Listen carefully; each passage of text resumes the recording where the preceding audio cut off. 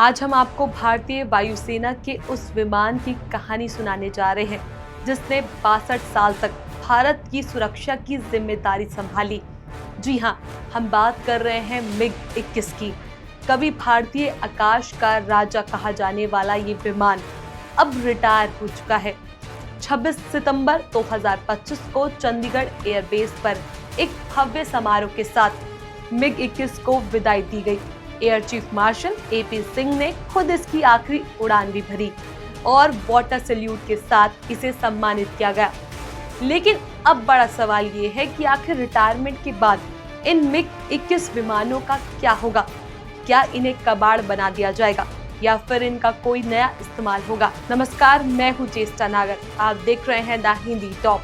तो आइए जानते हैं इस MiG-21 की सफर की पूरी कहानी और आगे MiG-21 का क्या होगा वो आपको बताते हैं। MiG-21 विमान को भारत ने साल 1963 में सोवियत संघ से खरीदा था। उस समय ये दुनिया का सबसे तेज सुपरसोनिक फाइटर जेट माना जाता था। इसके आने से भारतीय वायुसेना की ताकत कई गुना बढ़ गई थी। MiG-21 ने 1971 के भारत पाक युद्ध में पाकिस्तान के सबेर और स्टार फाइटर विमानों को धूल चटा दी थी। कारगिल युद्ध में भी इस विमान ने अपनी बहादुरी का परचम दिखाया। इसे फ्रंटलाइन फाइटर जेट कहा जाता था, लेकिन समय के साथ नई तकनीकी आने लगी और MiG-21 पुराना हो गया। इसके कारण कई हादसे भी हुए और इसे फ्लाइंग कॉफिन कहकर आलोचना की गई। फिर भी 62 साल तक इसने भारत के आसमान की रक्षा की। अब बात करते हैं रिटायरमेंट के बाद इन विमानों का क्या होगा।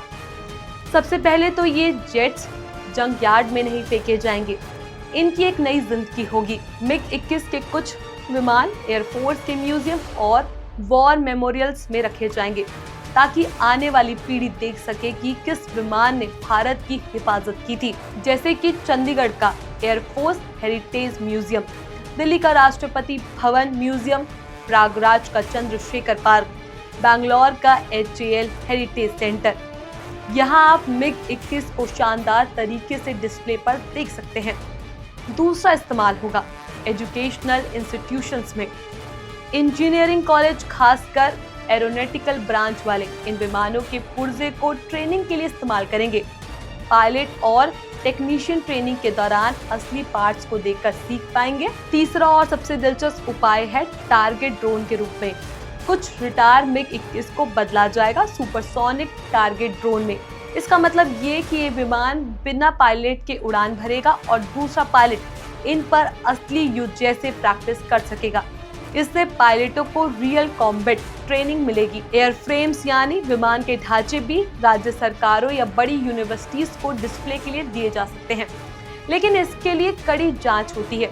कोई भी व्यक्ति अगर अपने कैंपस या पार्क में विमान का ढांचा लगाना चाहता है तो उसे एयरफोर्स हेडक्वार्टर में आवेदन देना पड़ता है। अब सवाल आता है MiG-21 उड़ने वाले पायलटों का क्या होगा। दरअसल वायुसेना के नियमों के अनुसार पायलट अपनी स्ट्रीम बदल सकते हैं, यानी MiG-21 उड़ाने वाले पायलट अब दूसरे फाइटर जेट जैसे तेजस, LCA, मिराज 2000, राफेल या सुखी 30 MKI पर ट्रेनिंग लेकर उड़ान भर सकते हैं। इसके लिए 3 से 6 महीने की ट्रेनिंग प्रोग्राम होता है। कुछ पायलट लॉजिस्टिक या एडमिन ब्रांच में भी जा सकते हैं, यानी पायलटों का करियर यहाँ खत्म नहीं होता बल्कि उन्हें नया मौका मिलता है।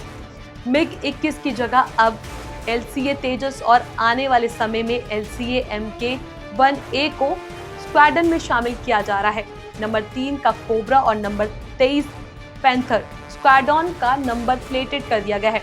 इसका मतलब है कि इन स्क्वाड्रन की पहचान और नाम सुरक्षित रहेगा और नए विमानों को इन्हीं नामों से जाना जाएगा। आज जब हम MiG-21 की विदाई की बात कर रहे हैं तो ये सिर्फ एक विमान की कहानी नहीं, ये उस युग की विदाई है जिसने भारत के वायुसेना को ताकतवर बनाया।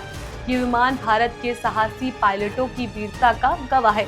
आने वाले सालों में ये जेट्स देश भर में म्यूजियम, यूनिवर्सिटीज और ट्रेनिंग सेंटर में भारत की ताकत और गर्व की याद दिलाते रहेंगे।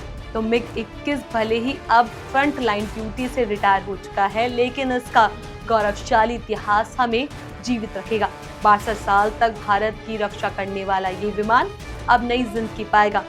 कहीं म्यूजियम में तो कहीं कॉलेज में तो कहीं ट्रेनिंग ड्रोन के रूप में। MiG-21 सिर्फ एक जेट नहीं था, बल्कि ये भारत की बहादुरी, ताकत और आत्मनिर्भरता का प्रतीक था। आने वाली पीढ़ी इसे देखकर गर्व महसूस करेगी। इस पूरी खबर पर आपका क्या कुछ कहना है, हमें कमेंट सेक्शन में जरूर बताएं। ऐसी और भी वीडियोस के लिए आप हमारे चैनल द हिंदी टॉप को सब्सक्राइब कर लें। इसके अलावा आप हमें एक्स, फेसबुक और इंस्टाग्राम पर भी फॉलो कर सकते हैं।